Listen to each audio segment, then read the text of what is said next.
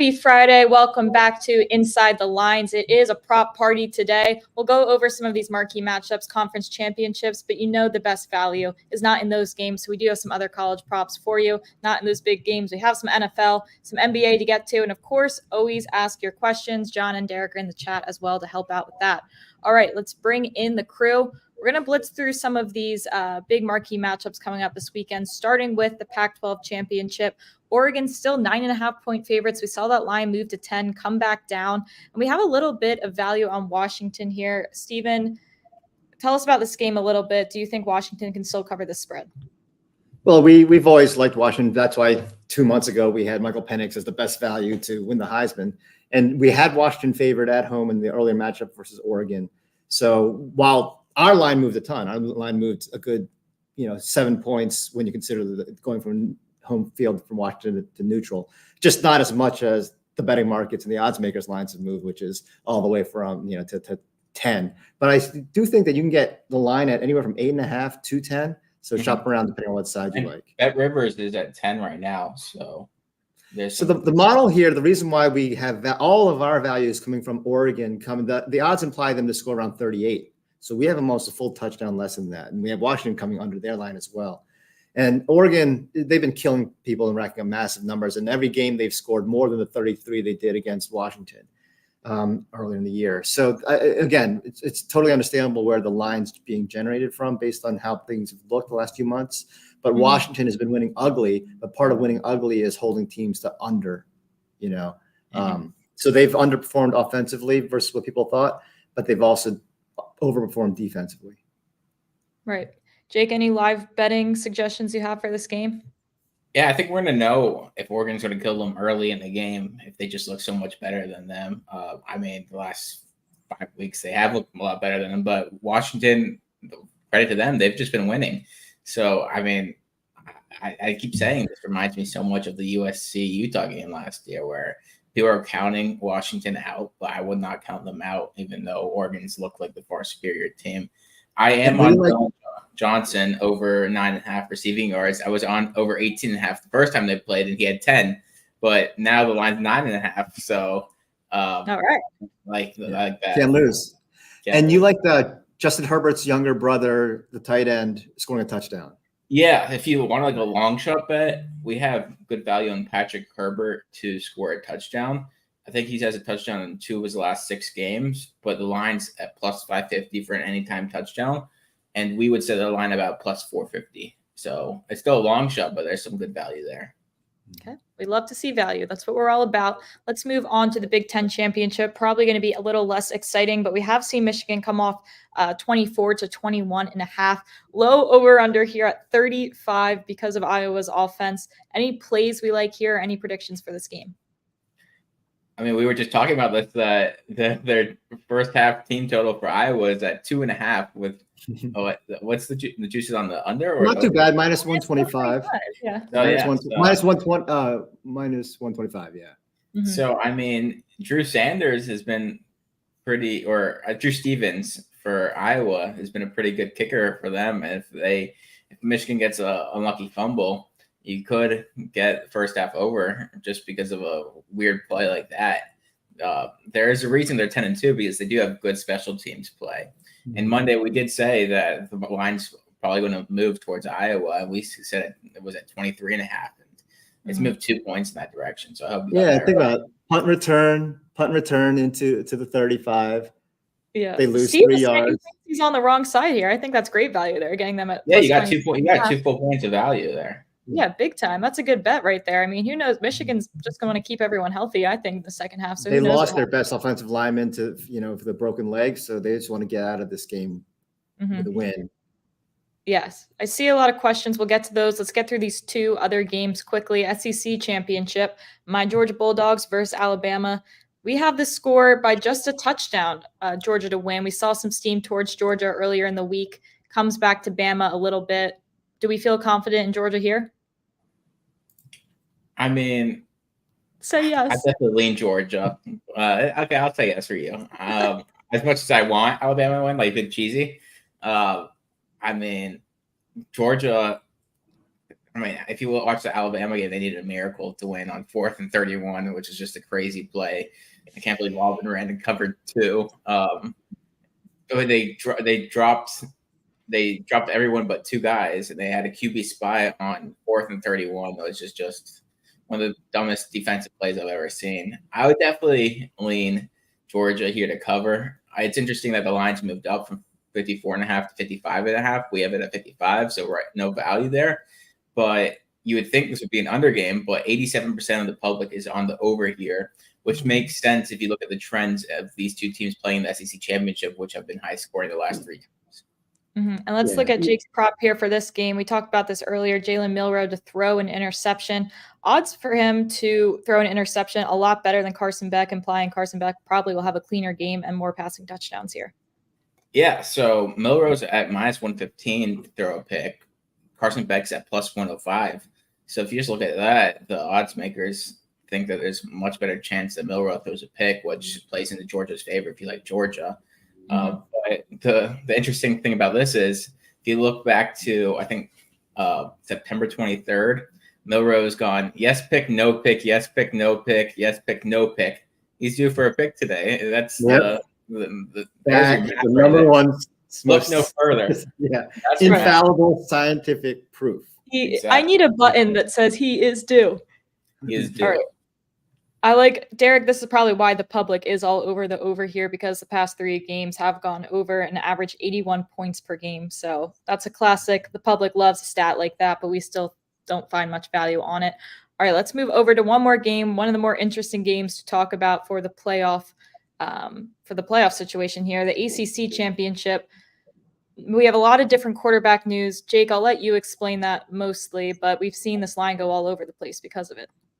Yeah, so reports came out this morning that Tate Rodemaker is in the concussion protocol and that he's highly questionable for this game. There's all the speculation all over Twitter if you look at it.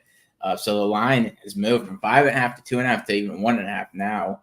But the interesting thing is if you look at FSU Twitter, Rodemaker practiced the last couple of days. And if he was truly in concussion protocol, you wouldn't think that he'd practice at all. And his prop line moved up from 185.5 pass yards to 191.5 pass yards in the last day. But we were thinking maybe we go with an under because if he plays and he gets hit at all, that he's not going to come back in because they want to be really cautious with him. But this game is a night game, and all these other games are going to be decided before. If Texas absolutely destroys Oklahoma State, if Alabama beats Georgia, if all these things happen, FSU is going to need a lot of style points. So this is one where I would maybe wait till 30 minutes before game time with all the reports coming in. I was on a Johnny Wilson prop over 47.5 receiving yards. Or 57.5, I think. I'd still lean that, but I took it off the board for now, just with Rodemaker's injury, because Brock Glenn, their backup, is more of a runner. And with that, maybe you want to get on a underplay if Brock Glenn is playing because he's going to run the ball a ton. But I would just wait till right before game time till the latest reports come out.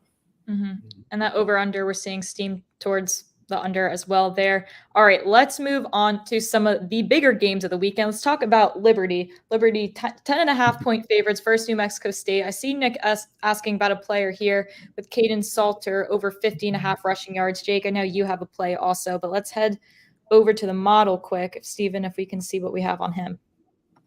Line is 50.5. We're projecting 64. Jake, you would know who he is. So it looks like he's had 76, 118. Those look like pretty big numbers recently. Yeah, this is an interesting game because it's in Liberty, and we have the over-under coming right in between where the teams average, so we have slight value on the over in that case. But Liberty's an over team, New Mexico State's an under team, but New Mexico State has given up some yards to QBs, especially in the run game. So I like this play, especially when there's a good chance of rain. It's going to be cold. It's like the action plays where you want to play a player who's going to run the ball a ton because you don't want to tackle a guy in the cold. So I kind of like this play. Well, you have your own play with him here too. I swear Nick has like a spy in our production meetings. He always knows our plays. Yeah, so I went with Salter over 221.5. We have him at like 321.5, 322 or something like that, pass plus rush yards, 328 or something like that. So we have a ton of value here. This was on Prize Picks. I think the line moved up to 227.5. Still a ton of value here. Right. So all right, let's move over to another Hollywood game here. Tulane -3 versus SMU. Tulane for our boy John. And also, it is John's birthday today, his 30th birthday. So if we could get some happy birthday Johns in the chat and a Tulane win, that would be awesome. Tell us about Michael Pratt. Yeah, so Michael Pratt has played 3 games against SMU in his career. In those 3 games, he has 5 rush touchdowns against them. It's dating back to 2020 because he's been in college for a while. But we just go back to 2021. Or do we? Oh, we did go back to 2020. So he had 2 rush touchdowns in that matchup. And then he had 0, I think, in the next one. And then he had 3. Yeah. Yeah. He's a machine. So we have him scoring touchdown around 43% of simulations here. And that would equate to around plus 133 odds. And he's at plus 155 on FanDuel, which is the best price. I think so. At plus money, there's great value considering he has 5 rush touchdowns in 3 games against SMU. And we love a plus money play. John did say earlier that there's a good chance of rain in this game. So it's another one where it could be sloppy and just guys keep it on the ground here. Yeah, it doesn't look like running backs have run very well against SMU. They really turned their defense around, which is good for the quarterback to scramble. Yeah, SMU's done really well in the transfer portal with some of these guys who haven't panned out with Power 5 schools. Like their running back, Jalen Knighton, LJ Johnson, the other running back, was a 5-star from Texas A&M. So Kamar Wheaton was an Alabama running back. So they've done really well in the transfer portal. We'll see how they do when they move to the ACC. All right, let's go one more game for conference championship weekend. We have a player prop for Boise State, 2.5-point favorites versus UNLV.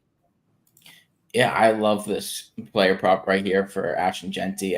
His receiving line yards is at 29.5, so I don't mind just playing that too. He had 118 receiving yards last week. They love throwing him in the screens. Boise's pretty much, since they changed coaches, they have an interim head coach. They've pretty much gone to a triple option team with George Holani coming back from injury. Taylor Green's a pretty good running quarterback, and Ashton Genty is a stud running back. He's only a sophomore. I wouldn't be surprised if he gets some huge offers from Power 5 schools after this year. But we have him for 130 rush plus receiving yards. I could see him rushing for 130 or getting 100 receiving yards. So I really like this play. UNLV, they've been really good on the offensive side, but they got torched last week against San Jose State. All right. That is a lot of college football to digest. We're going to move on, pivot to the NFL, some week 13 props here. We'll start with some of Steven's plays. Austin Eckler, we like him under 51.5 receiving yards here. Yeah, the Patriots have been losing a ton, but they've been losing with excellent run defense. The league best 3.4 yards per carry allowed. In the games, they've been close games. Only 5 of the last 6 losses have come within by 4 points or less. So I don't think there's going to be a lot of garbage time handoffs. And if there are, for the Chargers' benefit, it might go to Kelly over Eckler. So simple math, the opponents for New England have rushed for 58, 70, 78, 81, 84. Let's call it around 80, which is what we're projecting for the Chargers in this case. Eckler gets right just a shade over 50% of that. So which puts it around 41 and well under the under 51.5. Also, like the next one I like is Jahmyr Gibbs over 43.5 rushing yards. This line's steaming up. I don't know if it might be a little late, so you want to act now, even at 44.5. Even with David Montgomery back, Gibbs is pretty locked in for that 40% share of the carries. I would not trust him to get a touchdown, but the over here is looking good. The Saints' run defense has been getting gashed between the 20s. They've been allowing over 5 yards per carry, 168 yards per game for the last 4 games. They allow the 6th highest yards per carry for the season. And Gibbs is also a great bet to have a 20-yard or 10. I'm hoping that he gets a 20-yard run and a 10-yard run, and in 2 carries he gets near the over here. Just want to take a quick break for some questions here. Pull the model back up. We'll start with Najee Harris over 54.5 rushing yards. Yeah, it's one of the strongest plays we have against the spread is Pittsburgh because their running game is definitely revived. Especially Jalen Warren is running crazy. We don't have any value on Najee specifically. We have the same exact line, but I mean, if anything, we're leaning over. So over 54.5, we have 57, so that's positive. Sorry, there's something in my eye. Okay, we move on. Other play. Dazzling numbers. Yes. Yes, so many numbers. I can't. My eyes can't Red even hot handle it. picks, lightning striking. Okay. All right, couple parlays from Nick asks. I'm going to pick one here. We'll go with Freiermuth over 33.5 yards and over 3.5 catches for plus 132. And we have the exact same projected stat line, 3.4 and 34. So, okay, but yeah, he came back last week and had a huge game. Mm-hmm. And we think that, and you're high on George Pickens as well, right. Jake, right? So we're high on the model. The team here is high on Pittsburgh to go over their team total and have a big offensive game for them, big for them. Right. And we'll get to that pick as well, but let's move here to Zach Moss. I call this a wait and see because there's a chance this number could be steaming up closer to 78, 79. So certainly not an act now to get the under. Yeah, I'm hoping. So in this case, I'm relying on the pride of a good run defense in Tennessee. They allow under 4 yards per carry, but they were trucked by Moss last time they played early in the year. He had 165 yards and 2 touchdowns. So I'm hoping that big performance increases his line and the expectations for Moss. At the same time, in football, when you're going to scout a team, you're obviously going to scout the opponent if you played them before. And no one's going to sit there watching film. Jeffrey Simmons is going to sit there watching them and enjoy seeing Zach Moss roll over them. It reminds me a little bit. I see everything through a Ravens lens, as people know, and it reminds me of Derrick Henry trucking us in the playoff game when we were the 1 seed, and then the following year in the playoffs we held him to 40 yards because that's how. If the Titans did not have a good run defense, I would not buy it. But in this case, I actually like it. The motivation here. Yeah, you learn from what you know. Speaking of Derrick Henry, we like him to go over his 59.5 rushing yards now. This is seeing some steam, though, so try to get that while you can. Yeah, for a while, there's a pretty big 3-yard disparity between the books. So I'm doing the reverse of the Zach Moss. In that game, Derrick Henry only had 43 rushing yards, I believe. He snapped out of a 2-game funk last week with 76 and 2 touchdowns. So, and the Colts defense, they've allowed 125, 167, 138, 161, and 150 on the ground the last 5 opponents, all with at least a 4.5 yards per carry. So they've been getting a lot of yards on Indianapolis. So I like Derrick Henry to continue that, 70% of the team rushing yards. So unless they have a complete meltdown of, 90 team yards, I like this over here. All right. I saw Nick S. talking about another player that we also like. Let's move on. We actually like his rushing yards here, though. Nick S. Is that one of our? Is that John? Is he just like posting? Because he's like, he wasn't here for a few weeks, but all of a sudden Nick S. knows everything we talked about that you can only know if you're in the Slack channel. John, just say you're Nick S. It's all right. Samaje Perine, 11.5. I think it's ticked up to 12.5. Full disclosure everywhere. So Jaleel McLaughlin, who popped early in the year. He's only had 2 carries and 1 carry the last 2 games, so he's no longer RB2 there. Samaje Perine last week against a good Browns defense had 7 carries for 55 yards, and he has always been the running back that Sean Payton trusted on 3rd down and in key pass protection situations. So we're hoping that not only does he get the RB2 role, but also when Javonte Williams is in there, what they're going to do. This is, a team that's averaging under 200, barely averaging 200 passing yards on the season. So, but with Perine, they give him a little flexibility. So it may not be your traditional runs, but still maybe some pitches and some other ways that you can get Perine to get. All he really needs to hit this over is 4 carries, and I like that in this situation. Yeah. Also interesting that the Fantasy Football Today guys and our model like Perine at RB 31, 32. And those guys wouldn't recommend him as a start in fantasy if he was going to get 10 yards. Right. All right, let's move on. Jake has one more NFL prop for us here. We're going back to George Pickens. We like him over 43.5 receiving yards. We have a lot of value on him, right? Yeah, we have him at 60 yards this weekend. And I know Derek did say that there's a good chance of rain in that game, but his line is 3.5 receptions, and he averages, I think, 17 or more yards per reception. So he just needs 3 receptions. So it doesn't make sense to line with the yardage. They don't add up there. I really like this play. It is no coincidence that the Steelers had 400 yards. Then they hired Matt Canada. They didn't have 400 plus yards for 44 straight games. And then the one game after Canada got fired, they had 400 yards. There's no coincidence there. And I know George Pickens and Canada butted heads, as does everyone in Matt Canada. So I like this play, especially against a bad Arizona team. I don't mind any Arizona prop. I mean, any Steeler prop against Arizona. Yeah, we like Pittsburgh in this spot a lot. All right, a lot of NFL. Time to pivot again. We are headed to the NBA. We'll pull up the odds jam screen to make sure we get you guys the best value that we can. But 3 NBA props, I believe, we're looking at. We'll start with Drew Holiday over 11.5 rebounds and assists here. Yeah. So when he played one game recently with Porzingis out, and he had 7 rebounds and 9 assists. Since last season, he's averaged 12.5, over 12.5. The over is 56%. And the last 13 games, he's averaging 13 rebounds and assists. So it's expected to be a fairly high scoring game. Joel Embiid could not play, so that could help even more on the rebounding side for Boston. Mm-hmm. All right, let's move on to Derek Lively, under 17.5 points, rebounds, and assists. Yeah, so looks like that spiked to 21.5. Whoa. So take that instead. The under is, he's a rookie, obviously, but the under is 10-5, even at the lower number we presented here. I think the line's higher because he's averaged more points, rebounds, and assists at home. But I like in this spot, Memphis.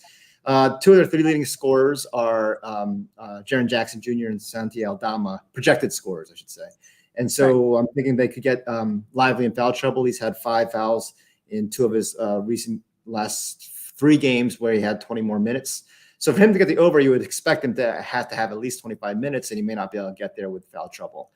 I also think that since Memphis is a terrible perimeter defensive team, Dallas can just run the Luka offense. Luka taking turns with Kyrie, and Lively won't get any looks. Mm-hmm. All right, let's move over to one more player prop on the day. Steven, finish strong. Yeah, I can't lose with this one, OG Anunoby, because he, despite having a massive over record, 78% at home, 29-8, he's come under the last 3 games, so can't lose. It's sort of like Jake Fetner going. If Jake went 25% on his team totals for like 2 weeks, there's no way it would happen for a third. So that's what I'm banking on here. So and the Knicks have great defense. But the defensive weakness is defensive 3-point percentage specifically. They allow 38% on the road, plus 3% higher than they do at home. So I like OG here. All right, good stuff there. Plenty of stuff to play for tonight and through this weekend. My contact is again malfunctioning, so I'm going to get us out of here. But look this episode over a lot. Tons to go over. Mark says, "Go Birds, go Birds." Mark, big weekend for me. Georgia and Eagles. A lot of playoff contention here this weekend. So I'll let you guys know how that goes. All right. Good stuff there. Good luck with your bets this weekend. Please reach out to us on Twitter with any questions. With that said, we will see you guys on Monday.